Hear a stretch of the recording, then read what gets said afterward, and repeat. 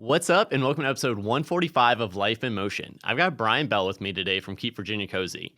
Now, if you're a friend of the show, you already know they're all about conserving our land while connecting more people to them and making them more inclusive and accessible as well.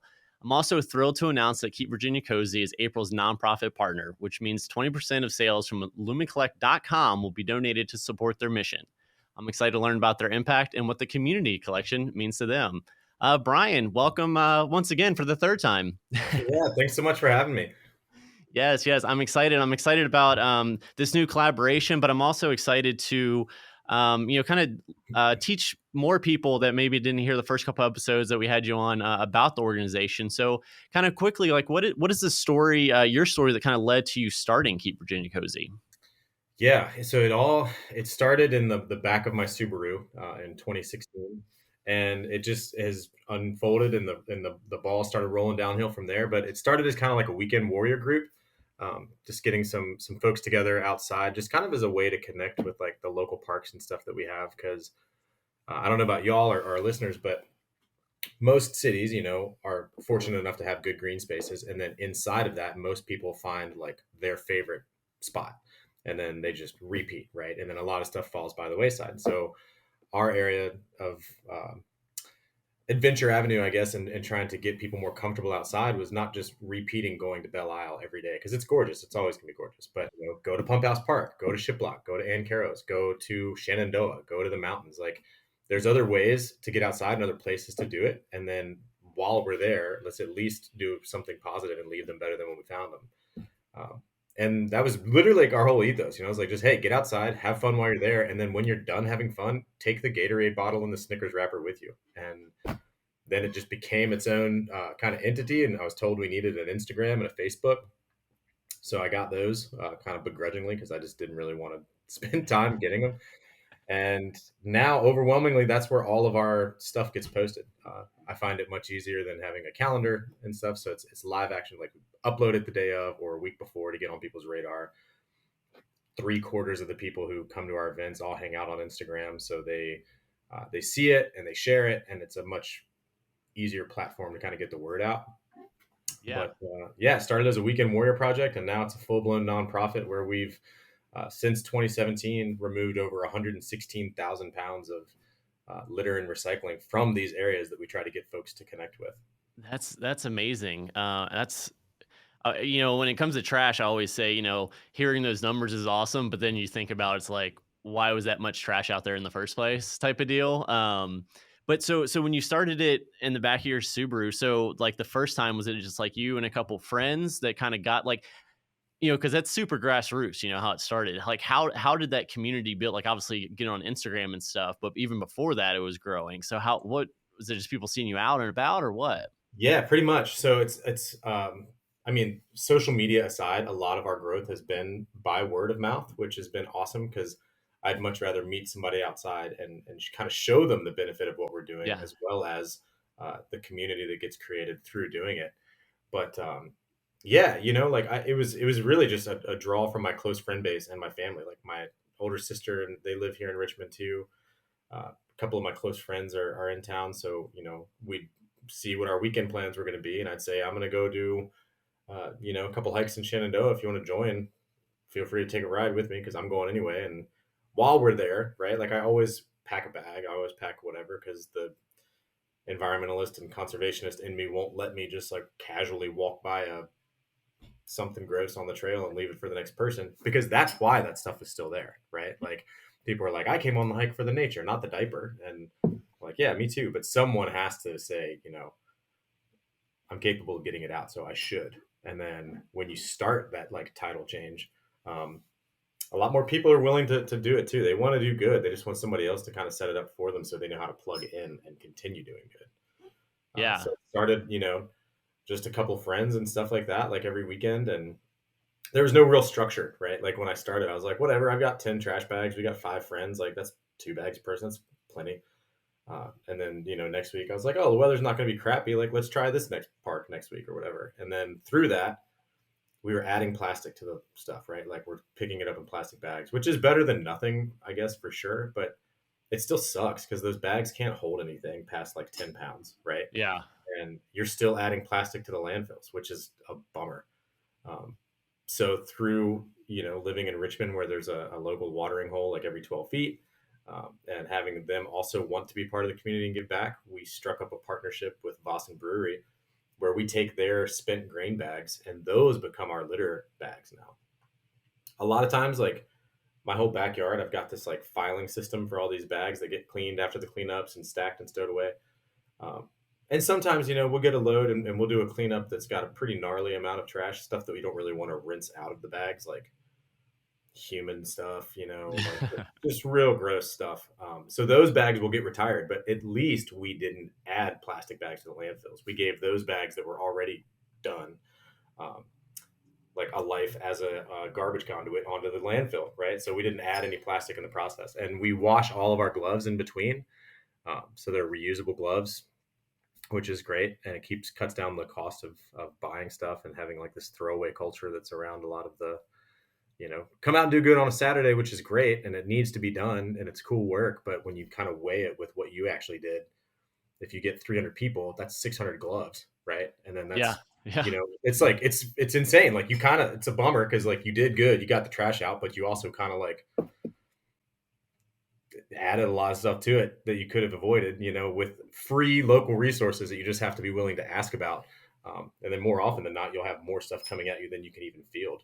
Uh, we have local breweries all over the place here that are like, we've got bags too. And I'm like, sweet, like we'll take them. But you gotta, just kind of, people want to help. That's the long story longer. Like people want to help. They just have to know how to help. Yeah. Yeah, absolutely. And being able to get creative by not making more trash by the trash you're picking up, Yeah. that's probably something a lot of people don't, at least I didn't really think about that till our episode a couple months ago or whenever it was. Like, oh yeah, that makes complete sense. Yeah. To kind of combat that. So, as you're kind of growing, like what does a typical sort of weekend look like, I guess, or event look like as far as, people showing up? Is it more like every weekend there's something going on, or like once a month you have something really big going on, or like what does that look like? Yeah. Good question, dude. It is like, and this is the thing. We're what, 6 years old now, something like whatever that math is. Like, Yeah. and every year has been different, right? The first year we were like, we should become a 501 so we can actually get donations from like Home Depot and stuff. And that happened, which was great. But then that's when we were like gaining like our following, right? Like people coming out and realizing like, oh, this is fun to come outside. Oh, I can meet cool people this way. It kind of became like it's the same thing as like meetup.com, right? We were just using environmental stewardship as our medium for people connecting. And people had fun and they kept coming back, and the local news channels like wanted to cover stuff. So we got a lot of like reporters out, like it spread quickly pre-COVID, um, which was great. In COVID, we couldn't really do much as anyone could, right? We could do more than most because we're an Yeah. outdoor organization. But we still couldn't do a lot of stuff. And then we just kind of relied heavily on social media then, like, keep your spirits up, whatever, to get us through that stuff. And then when we were done, I don't want to say like COVID helped because that's terrible because it's not a help to anybody, right? But like the pressure of having to be restructured the way that we were Hmm. definitely like socially starved people enough that when we were allowed to come back, they came back in droves, right? Like I've been cooped up inside. I've been on Zoom calls. Like I've been doing this stuff. Like I need to get out, right? And then like here is this organization that's got folks outside, a couple of which are my friends that I know from whatever. So I'm going to go join them at Pump House Park, and we're going to hang out. And there will be sometimes I'll get coffee from like local places like Crossroads Coffee, or bagels from some places around town.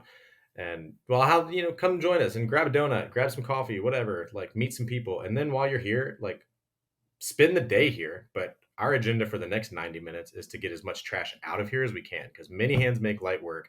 And now we have 75 people here. So let's all like put our phones in our pocket and hunker down. And then at the end of 90 minutes, everybody who wants to stay can enjoy a much cleaner park. Right. Yeah. And then in the process, when you send like 75 people out, our trails are heavily used, right? Like I was on them this morning and most mornings, but you cross paths with other people, like a trail runner, like, oh, thanks for doing that. Like, cool, you can join us. Oh, I guess I can. And then next week or the next month or the next year, there they are. Um, everybody benefits. It's this like trickle down effect, right? Like even if all you do is go outside and take a deep breath, you don't have to look at trash. That's cool. If you are a mountain biker, you don't have to roll over a glass bottle. That's great. It goes down the line, but people, the word of mouth growth has been fantastic. And then the kind of COVID catapult to the outdoors.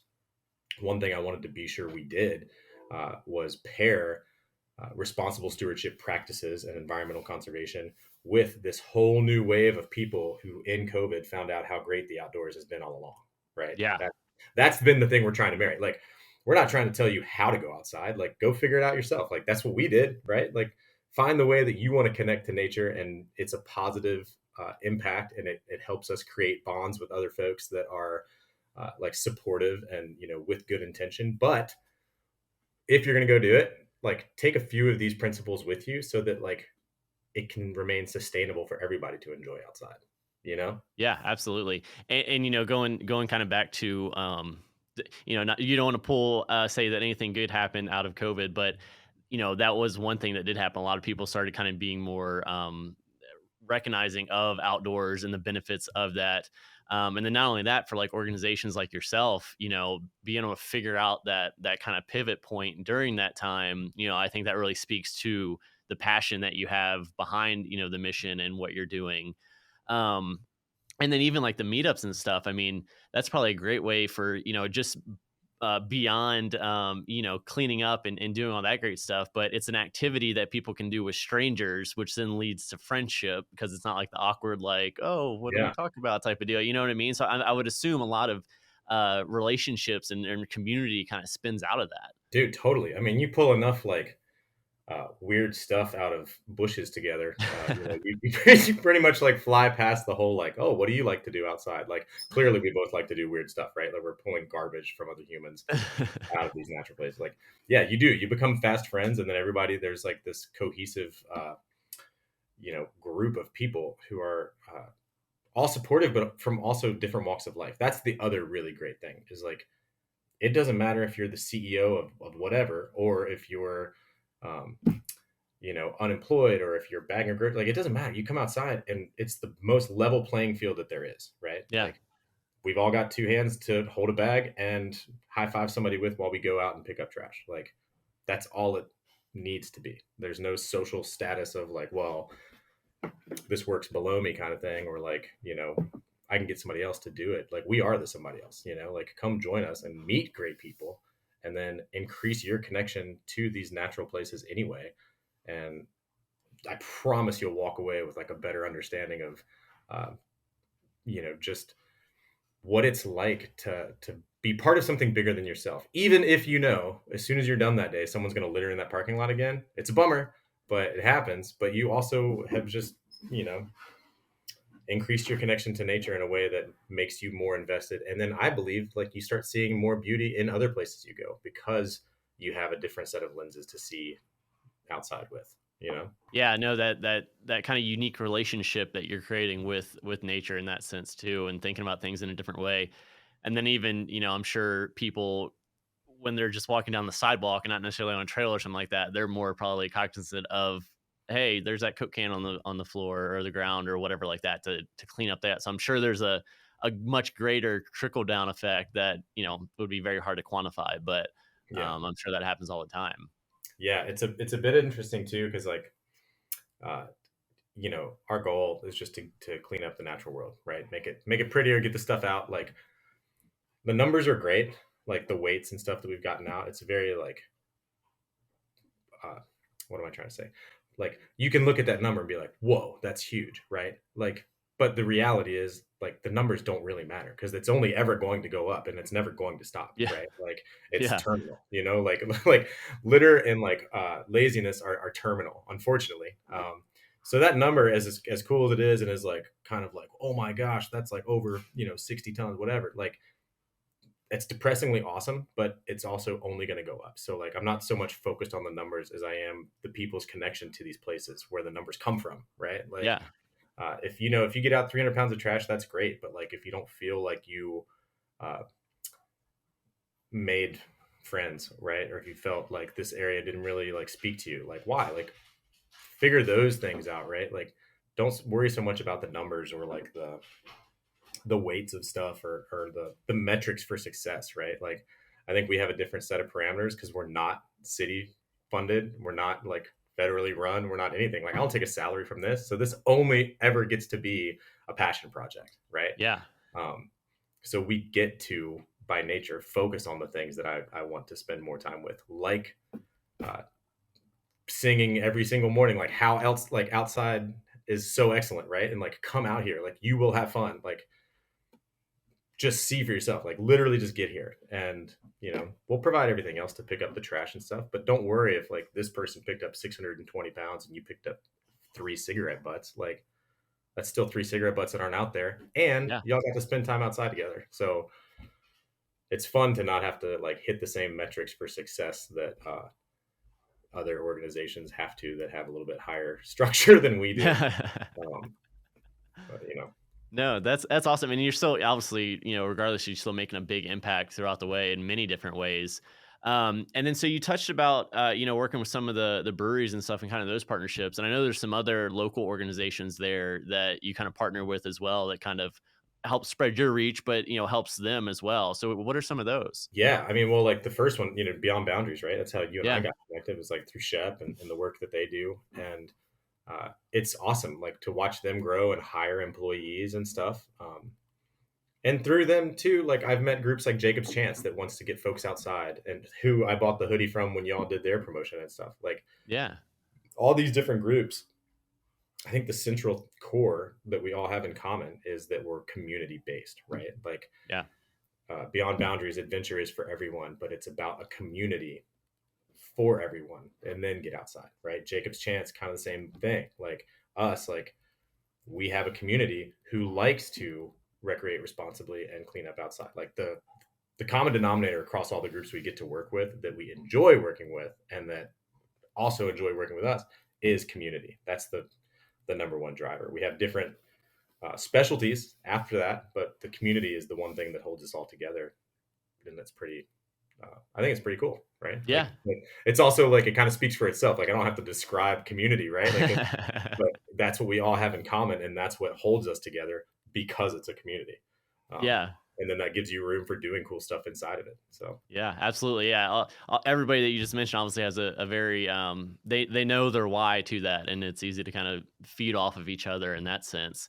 And then so speaking with community, so the community collection, this is the first time partnering with you on that. What does this sort of mean, I guess, to you, or the opportunities that might be able to help you? dude, well, funding, right? Like that's always like our battle with I don't even want to say battle because we don't have an overhead, right? So the alternative is it either comes out of fundraising opportunities or it comes out of my pocket, and I'm not rich, so that's not sustainable. So having things like this where we get to create cool clothes together and people in the community can wear them and buy them and represent the things that they believe in, and then have some of that trickle down to us, that's a whole nother, you might end up funding 5 projects that end up getting 200 more people outside. And of those 200 people, they connect with 12 apiece. And then that's like thousands of people that just had a positive Yeah, impact from this t-shirt, right? Like, um, so the funding is awesome. Like uh, it's a huge, huge help to be able to set aside actual um, amounts that can go on to change stuff. Cause like we've got things like van rentals and insurance policies and online, platform fees and stuff like that. So those are all things that this stuff helps us cover and helps us then spend the money that we do have in more fun ways, right? Like getting people outside versus like paying Squarespace again. Like, yeah. it's more fun. It does more good. So it's helping us do more good by, uh, having this partnership. So thank you for that. Yeah, absolutely. I'm excited, and not only obviously the fundraising aspect of it, but also helping build your community there locally, but also hopefully other people maybe in Colorado or I don't know, pick a state, might see what you're doing and inspire something like that in their own community, which would be awesome too. So so where if people want to get involved, volunteering or anything like that, where can people find you online and check you out? Yeah. So I kind of have 2 ways for this next part of this talk to go. But I, because we're Virginia, right? So they can come find us at Keep Virginia Cozy, all spelled out, and Instagram at keepvirginiacozy.org online. If you live in Richmond today, our billboard just went back up on Forest Hill Avenue. So you can see that if you're driving east on Forest Hill, and it's got our info on there. Um, but like you, if you don't live here in Virginia, there's so many ways to get connected. But I actually sit on the board of directors for a nonprofit that is a nationwide nonprofit that does on a larger scale what we do on a smaller scale. Like Okay. it's called Responsible Stewardship, and it's based like headquartered in Tennessee. But if you know live in Kansas and you want to start a group like what we're doing there, you can follow them along on Instagram and become an ambassador through their program that they've set up, and they'll send you um, high vis vests and reusable gloves and bags from their local breweries. We got them started with that process, which is really cool. And then a banner, and then you get this kind of like seed, right, to like start your project there. Um, and then that's the whole thing. Then you go out and you just set up a litter cleanup. When you got to use your own platform a little bit, which is kind of a bummer Yeah. if that's not what you are about or whatever. But uh, you know, like put up a when I got started, I used to work for an environmental engineering company, and like the first flyers that I put up were on the community board in the break room in there, and I was just like, "Hey, Saturday I'm going to be here. If anybody wants to show up, I got like donuts and bags and stuff, so come join." Right, and so you can market it in a couple different ways, but it also gets reshared on their Instagrams, so your Okay. audience becomes bigger. So if Yeah. you live in Virginia, come find us, come join us, and get outside and hang out with us. But if you live anywhere else, get in touch with Responsible Stewardship. The guy who founded that is my good friend Benny.